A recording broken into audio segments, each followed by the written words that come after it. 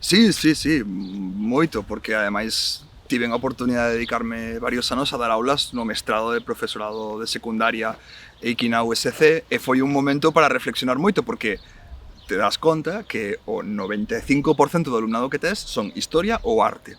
E aí producense dous efectos. En xeral, o alumnado de xeografía está moi desinteresado pola docencia en secundaria. A diferenza do que sucede en historia ou en arte, creo eu, en xeografía a maior parte do alumnado ve unha aplicación da xeografía noutros campos. Veño xusto agora de falar cun alumno que vai facer cuarto agora e quere facer o seu TFG e xa me dixo, eu quero me dedicar a sistemas de información xeográfica. Na súa ecuación non está secundaria. En cambio, se falas con algún alumno de cuarto de historia de arte, na súa ecuación case sempre, hai excepcións, pero case sempre está secundaria. Entón, menor vocación docente, eso é algo moi claro. Segundo, isto moi pragmático, é duro dicilo, pero estes mestrados teñen unha nota de corte. En xeral, as cualificacións de partida de historia son máis altas, por motivos varios, pero isto se nota moitísimo cando se fan notas de corte porque hai anos que están demandando entrar no mestrado 3, 4 alumnos e entran un. Non? Porque son o que ten por encima da nota da corte, un ou unha, non? Entón, isto tamén se nota e ten a súa repercusión. Terceiro, que tamén é moi interesante, é que cando te enfrontas por primeira vez cun alumno de historia ou de arte ou cun alumna de historia de arte no mestrado, o que me dei de conta é que descobren que a xeografía é outra cousa. É dicir, que eles seguían perpetuando a imaxe herdada en moitas ocasións do seu bacharelato, da súa ESO, da súa secundaria, e seguían pensando en climogramas e en Afganistán capital Kabul. No mellor dos mundos, porque hai moita xente que descoñece que a capital de Afganistán é Kabul, non? E o que te das conta é que se ti lles das as pistas e as ferramentas para entenderen que a xeografía é outra cousa, entón motívalles moito, non? E unha cuestión é a cuestión ambiental, que está aí, dicir, precisamente o que falábamos antes, a relación entre as persoas e o seu medio, e como isto se converteu nun desafío global que temos diante, veráns moito máis cálidos, precipitacións absolutamente descontroladas e moito máis desiguais, riscos naturais e riscos ambientais xa, porque son ambientais máis que naturais asociados a iso para a vida, migracións masivas por culpa deso, sistema alimentario global absolutamente descontrolado, hipermobilidade, consecuencias, todo isto é xeografía e é moi relevante no mundo actual, e depois a capacidade da xeografía de estudar a diversidade planetaria, non dicindo Afganistán capital Kabul, que tal vez sí que haxa que saber onde queda Afganistán máis ou menos, eu non o negarei, pero sobre todo entender que é Afganistán e que representa Afganistán e cal é o xogo en Afganistán e por que Afganistán, pois, por exemplo, é un país chave en relación pois cas influencias múltiples que ten, ou a forza múltiple que ten o mundo industánico, con todo o que implica, cun país que, por certo, nestes momentos é o país máis poboado do planeta xa, con máis de 1.400 millóns de persoas, cunha partición que tivo ese país, non? En función das religións, como eso influe poderosamente, porque entre Afganistán e Pakistán hai moitas cousas que están relacionadas, como tamén está o mundo de Irán, como está a Asia Central e a influencia poderosísima que tivo de Rusia ou da Unión Soviética históricamente, e como China, se me permite, está no outro lado da montaña, non son unhas montañas menores, pero está no outro lado da montaña. Pois precisamente Afganistán é iso, non nos temos que quedar con Afganistán capital Kabul, sino que temos que entender como funcionan as relacións mundiais. E non nos podemos desentender desas relacións mundiais. Esa xeografía que ten sentido, a xeografía que é actual e que é unha xeografía que pon en relación moitas cuestións, entre elas a xeopolítica e a xeoestrategia, que forma parte da xeografía.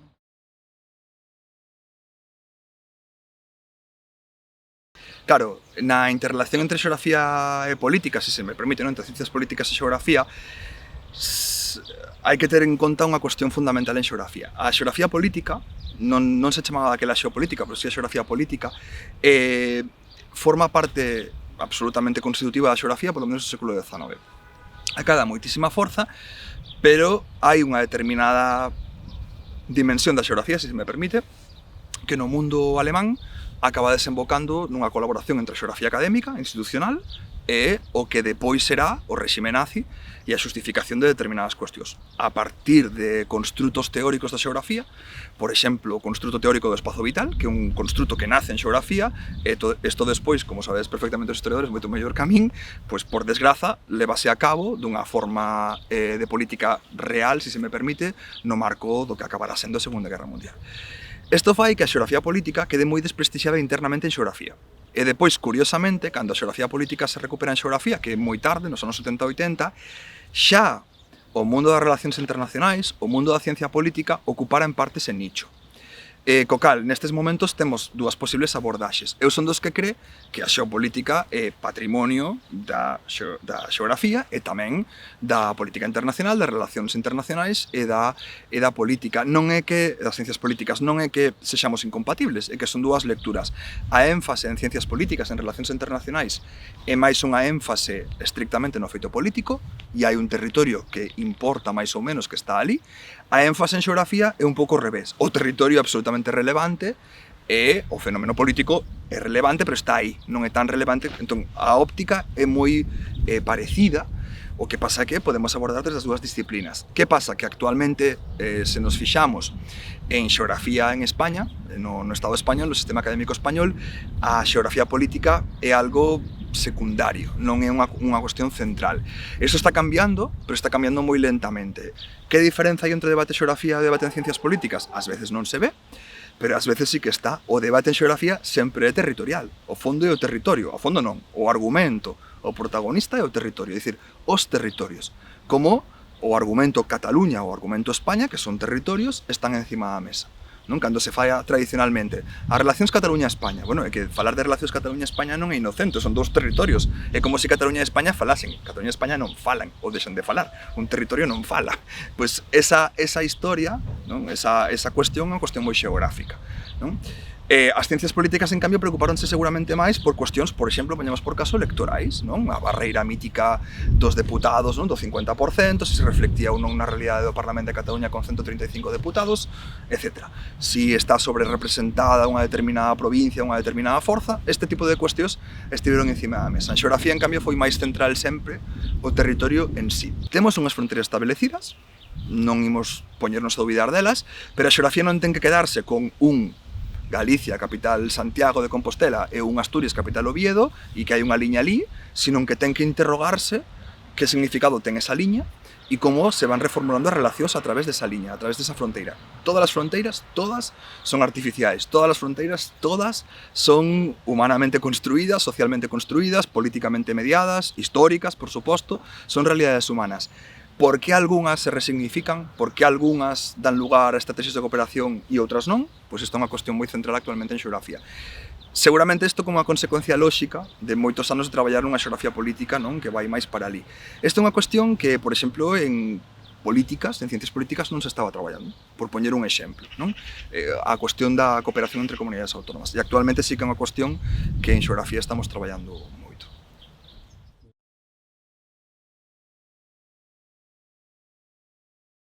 Os datos que temos, é complexo sabelo, pero os datos que temos de mobilidade laboral dinnos que máis ou menos, aproximadamente, o 50% da xente que cruza a fronteira para traballar, máis ou menos, estou facendo grandes datos, ademais non teño os números aquí diante, pero máis ou menos o 50% da xente que cruza a fronteira para traballar fainolo nunha lógica que lle chamamos en xeografía pendular, é dicir, cada día se move, vai vivir ou vive en Portugal e traballa, poñamos por caso bastante habitual, nun polígono industrial en Nigrán ou en Vigo, e isto faino cada día.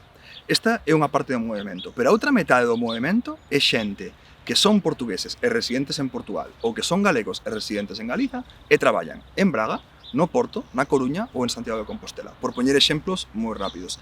Esta xente son, que aquí temos, na cidade de Santiago de Compostela, miles de portugueses, que na Coruña cidade temos miles de portugueses, na Coruña área metropolitana, pero temos, se miramos as estatísticas, dámonos conta de que portugueses e portuguesas hai a milleiros en Galicia. Esta xente, e pasa exactamente o mesmo en Galiza, por exemplo, pasou tradicionalmente, un sector moi claro, non? Enfermeiras no norte de Portugal, había moitas que son galegas. Esta xente normalmente xa ten un lugar onde vivir e dormir entre semana, ou ás veces incluso todo o mes, e desprázase unha vez por mes a súa casa familiar, ás veces onde segue empadroada por decisións persoais, porque cada quen pois, organiza a súa vida como quere, por suposto. Pero isto explícanos que as relacións económicas, non? E que hai salarios, e que hai compras, e que hai intercambio económico e sociais, trascenden claramente o que sería estrictamente a rexión máis fronteiriza. É dicir, aproximadamente a metade dos movimentos que temos sí que son da rexión fronteiriza, xente que vive nun lado e vai traballar no outro lado da fronteira e iso fai no cada día, e depois temos xente que fai eso cun patrón moi distinto, que é que directamente fai boa parte da súa vida, seguramente a maioritaria, no outro lado da fronteira, pero segue cun vínculo moi forte, ás veces mesmo en empadronamento, aínda no outro lado. E isto é no conxunto de Galicia e Norte de Portugal. Claro, obviamente, a nivel estatístico é difícil rastrear isto entre Burela, se me permite, e Vilanova de Gaia. Seguramente non vai pasar. Pero sí, en todo o que é a AP9, desde A Coruña até Porto, produces esa integración. Ás veces non nos damos conta, pero iso é así. E de feito, se abrimos os nosos ollos, dámonos conta que en Galiza estamos con moitos portugueses e portuguesas e dámonos conta que no norte de Portugal hai moitos galegos e galegas. Citei a enfermería, pero outro caso, por exemplo, son os investigadores. Eu coñezo ningunha nin dúas investigadoras galegas que estiveron un período de vida, da súa vida moi longo en Braga, por exemplo, porque hai unha infraestructura científica moi potente en Braga. Pois estiveron en Braga e estaban vivindo en Braga, entón son galegos ou galegas en Braga. E iso claramente vai alén do que é a rexión estrictamente fronteiriza, que é de Vigo a Viana do Castelo, non? Que sería máis próximo á fronteira. Poñamos 25 km ao norte, 25 ou 30 km ao sur. Non?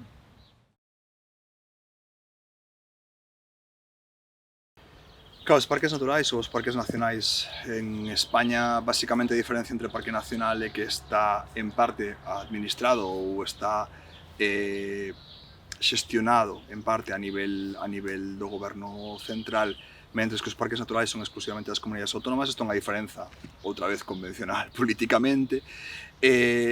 A cuestión que temos é que os parques naturais se lles presupón, e os nacionais tamén, unha dupla función, non? Por un lado, a conservación da natureza, ou a protección, que non son exactamente o mesmo, pero agora para esquematizalo diremos que é o mesmo, e, por outra banda, o desenvolvemento da xente que vive ali ou na súa contorno, non? Isto semella sinxelo, sobre todo porque hai ese suposto desenvolvemento sustentable que ten que facelo todo compatible, non? Pero a cuestión é que hai contradicións flagrantes, non? Entre, por exemplo, protexer a natureza, caso de Fragas do Eume ou de Illas Atlánticas, por poñelo aínda máis claro, e depois o desenvolvemento turístico. Se ides a Fragas do Eume un día normal do mes de agosto, atoparedes unha saturación total de xente, sobre todo no seu punto central para o turismo, que é, non, o Mosteiro de San Salvador, e en Illas Atlánticas xa nin vos conto, porque además isto chegou a ser ao final parte dos medios, non? De determinados medios de comunicación que acabaron sacando pois que había unha capacidade de carga aprobada oficialmente e que se estaba claramente sobrepasando co número de persoas que iban a praia, sobre todo a praia principal de Cíes, que é a máis icónica, e que houve un medio inglés que dixo que era a praia máis bonita do mundo, non? Pois isto fai unha tensión inherente entre estas dúas funcións asociadas a un parque natural e un parque nacional. No entanto, desde a xeografía, precisamente, que é unha das nosas cuestións fundamentais é a xestión de espazos protegidos, espazos naturais, formulámonos varias preguntas. A primeira é por que determinados espazos son parque natural e non outros. Isto sempre é, volvemos, unha decisión política. O caso galego é absolutamente claro. Temos 6 parques naturais e un parque nacional, case todos eles, excepto Fragas do Eume e Baixa Limia e Serra do Xurés, moi pequenos desde o punto de vista territorial, pequenísimos. Temos zonas de Galicia chamadas a ser parque natural e que así se propuxo en algunhas ocasións desde hai prácticamente un século, caso dos Ancares, e que non o chegaron a ser, a pesar de que se intentou en algún momento. O motivo polo que Ancares, o Courel, Queixa ou Trevinca non son parque natural ou nacional é exclusivamente porque non hai interese político. Xa está, non hai máis debate, non? A actual conselleira de Infraestructuras, que foi conselleira de Medio Ambiente no pasado, chegou a dicir de forma aberta, non? En varios medios de comunicación, que ela non estaba por declarar ningún só parque natural máis de Galicia. Xa está, tema pechado, tema zanxado. Entón, os parques naturais son decisións políticas. E, polo tanto, son decisións políticas que reflicten en parte a conservación necesaria de determinados lugares, de determinados hábitats, de determinadas paisaxes, de determinados ambientes que teñen interese desde a perspectiva da biodiversidade, xeodiversidade, a diversidade paisística de Galicia, etc. Nós temos unhas estruturas herdadas mentais, non? Que o que nos fan en dicir, temos concellos, temos provincias, temos comunidades autónomas, temos Estado, que nos influen poderosamente porque nos las meten na cabeza desde o principio e porque, por suposto, hai políticos e políticas escollidas a esos distintos niveis, alcaldes, alcaldesas, presidentes de Deputación Provincial, deputados provinciais, deputados de provinciais no Congreso, etc., que nos fan, digamos, reiterar nese marco mental. Pero a nosa vida discurre por outros camiños, e se nos mapificamos o que facemos todos e cada un de nós, decatarémonos que rompemos continuamente as barreiras administrativas e que a nosa vida ten outra xeografía. Entón, aquí temos unha disfunción moi profunda. A xeografía como ciencia, unha das cousas que intenta facer é dicir, de acordo, eu teño unha estructura político-administrativa instituída, que é a que se explica no colexio e na universidade, en todas partes, xa a coñecemos, e teño unha vida real. Teño unhas relacións funcionais que lle chamamos en xeografía. Como podemos facer que unha vaya máis correlacionada ca outra? Como podemos facer que alguén que vive na área metropolitana de Vigo, por poñer un exemplo, e que non está recoñecido eso administrativamente, nin se lle espera, porque isto vai bastante mal, a pesar de que xa houve debates políticos ao respecto, todos os días para ir ao centro de Vigo se ten que traballar en Vigo, esquema bastante habitual, sendo de Ponteareas, poñamos por caso, teña que facer iso só en coche, porque non hai opcións de transporte público. Como facemos que teñamos realidades metropolitanas de máis de medio millón de habitantes, como é a Coruña ou como é Vigo, e resulta que sexan as realidades metropolitanas de España con máis poboación que non teñen transporte público en condicións, nin metro, nin tranvía. Temos cidades moito máis pequenas en España e áreas metropolitanas moito máis pequenas en España que teñen metro, tranvía ou cercanías, o que sexa, proximidade en galego. Eso non o temos nós, nin se lle espera. Entón, esa é a cuestión central, que é como facemos uns servizos, uns equipamentos, unha estructura política que estea ao servizo da vida real das persoas. Outra cuestión é que haxa tamén ideoloxías territoriais, volvo á xeografía política. O galeguismo, desde que existe, non? Desde o século XIX, pero sobre todo desde principios do século XX, ten un programa político moi forte de oposición ás provincias. Isto queda perfectamente dito en Sempre en Galiza, de Castelao, que basicamente o que di é as provincias son unha estructura caciquil, os concellos son unha estructura caciquil e o territorio galego ten que se organizar en parroquias e en comarcas. Isto está dito en Sempre en Galiza, pasa a formar parte da ideoloxía dunha determinada sector en Galiza, e isto incluso chega a ser compartido polo poder, por exemplo, cando Fraga, como mencionabas, fai a comarcalización, moi desgraciada, por certo, pero fai esa comarcalización nos anos 90. Digamos que rebaixando moito os significados que podría ter e incluso aprobando un mapa que seguramente non é a panacea, pero é o mapa que hai. A cuestión lévoa a que resulta que aquí o que temos son as ideoloxías, que son outra cuestión. Estou falando de o mapa político administrativo instituído, estou falando das relacións funcionais e estou falando das ideoloxías. Estes tres non necesariamente están interrelacionados. He traballado a xeografía precisamente intentar ver que niveis políticos administrativos hai e que disfuncións poden ter, como van as relacións humanas, como van as mobilidades, como van as relacións sociais, como van as relacións funcionais e que disfuncións teñen co primeiro mapa e entender que estes mapas son outra vez produtos ideolóxicos e, polo tanto, que a reivindicación en comarcal en Galicia eu son dos que pensa que en moitas ocasións é máis simbólica que non é real. Por moitos motivos. Está máis claro nas parroquias. O galeguismo político reivindica as parroquias. Que parroquias? Temos case 4.000 parroquias en Galicia, a inmensa maior parte delas nestes momentos teñen unha poboación tan baixa que a súa posibilidade de que se utilicen como estrutura administrativa é nula, se me permite. Poden ter un sentido para montes veciñais, poden ter un sentido en determinadas cuestións, pero a súa capacidade de articular o territorio desapareceu. É unha estrutura herdada do pasado. En todo caso está na nosa cabeza, pero esa estrutura xa non funciona. Que cuestión poderíamos intentar activar? As comarcas? Ben, sí, non son para nada contrario, en dous contextos que non apetecen nada na política, pero non son político, son xeógrafo, e creo que teño que poñeros encima da mesa. A primeira, a seguramente necesaria reorganización da planta municipal. Tarde ou máis temprano vais ter que reorganizar. Isto non se aguanta. Por qué? Porque os concellos rurais da Galicia interior non paran de perder poboación, vai chegar un punto que eso non teña ningún tipo de sentido, e xa houve debates no seu día, por exemplo en 2005, un informe que fixo o actual Conselleiro de Educación, Román Rodríguez, que sustentou que o mellor unha opción era pasar a transitar ter unha especie de concellos comarca. É dicir, que as comarcas, que os concellos continuasen como estructura política, pero que as súas competencias fosen asumidas por unha comarca supramunicipal. Isto quedou nun caixón en algún sitio e nunca máis volveu a resucitarse. Pero isto é un debate que tarde ou temprano vai volver a aparecer. Porque nestes momentos temos determinados concellos en Galicia con moi pouca poboación e que son incapaces de ofrecer os seus servizos mínimos. Isto é unha cuestión. E a segunda cuestión, que non é menor, é que temos áreas metropolitanas en Galicia. E que alguén as terá que organizar. Que non se estean organizando, outra vez por intereses políticos, por personalismos, por cuestións de debate entre a Xunta e os concellos. Ben, é igual.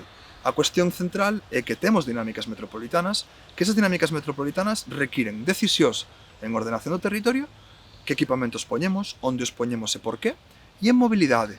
Que mobilidade organizamos con transporte público, non con transporte privado, que, por certo, nun mundo no que precisamente estamos tendendo cara a intentar utilizar menos vehículo individual de combustión a motor, pois deberíamos estar rebaixando esa presenza, rebaixando esa forza, aínda que parece estamos ao revés, porque esos sellos socorros políticos facer máis autovías e máis autopistas.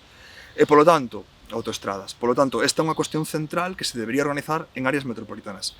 E as áreas metropolitanas, máis ou menos, son de ámbito comarcal. Máis ou menos. É verdade que se nos poñemos na cabeza, pois as áreas metropolitanas delimitadas por moitos xeógrafos de Vigo e da Coruña son maiores que a comarca precediana dos anos 90, non? Digo precediana porque quen dirixiu este proceso foi Precedo, un catedrático de xeografía humana que estivo no goberno Fraga, pois que era máis menor, non? Pero a área metropolitana sería unha expansión diso. É dicir, pois sería a comarca da Coruña e seguramente unha comarca e media máis da contorna, e o mesmo pasa con Vigo. Non, por lo tanto, ese territorio que é unha escala intermedia que non é a provincial e que non é a municipal é un territorio que ten moito sentido.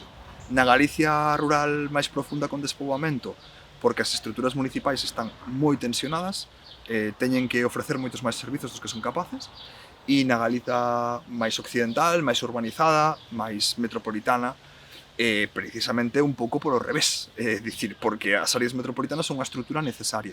Non ten sentido que Ames e Santiago se dean as espaldas. Non ten sentido que Ferrol e Narón, que este é un exemplo moi bo, se dean as espaldas. Non ten ningún sentido.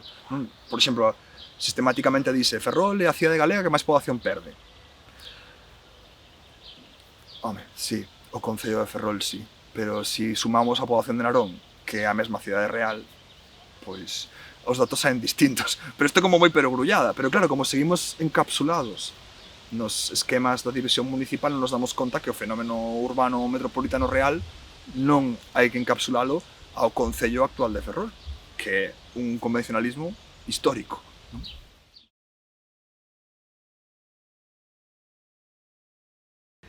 O que nos pasa exclusivamente, non? Se eu miro na miña realidade, na realidade da academia en xeografía en Galiza, é que primeiro que somos poucos e custa moito, non, dedicarlle tempo a iso, e despois que tal e como están montadas as estruturas universitarias non son estruturas creadas para divulgar, non son estruturas creadas para eso, senón que son estruturas que en moitas ocasións son bastante pechadas en si mesmas e teñen unhas lóxicas moi autónomas do resto da sociedade, e a tendencia, non, a inercia, fai a que fagan determinados mecanismos, por exemplo, de difusión científica, que é interna, de consumo interno.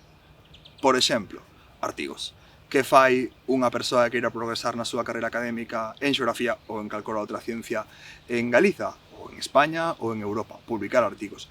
Moi dificilmente, artigos que, por outra banda, son ser bastante incomprensibles para o común da humanidade.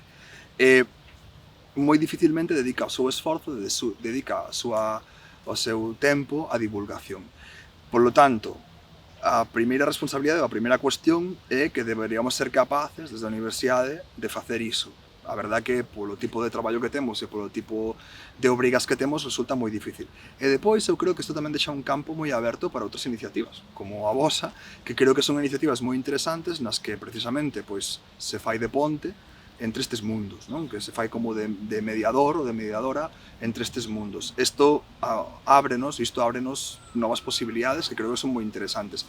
Teño dúbidas que en moitas ocasións desde a Academia deamos participado delas, en parte porque polo noso ritmo laboral habitual é moi difícil e porque, insisto, a nivel interno curricular noso, eso non se nos exixe, non se nos pide. Por lo tanto, cando alguén ten que facer carreira académica, normalmente o que fai é o que se espera dun académico, non? Artigos, publicacións científicas de consumo interno das comunidades científicas, co cal iso non é divulgado. Pero, por suposto, hai moito camiño que percorrer.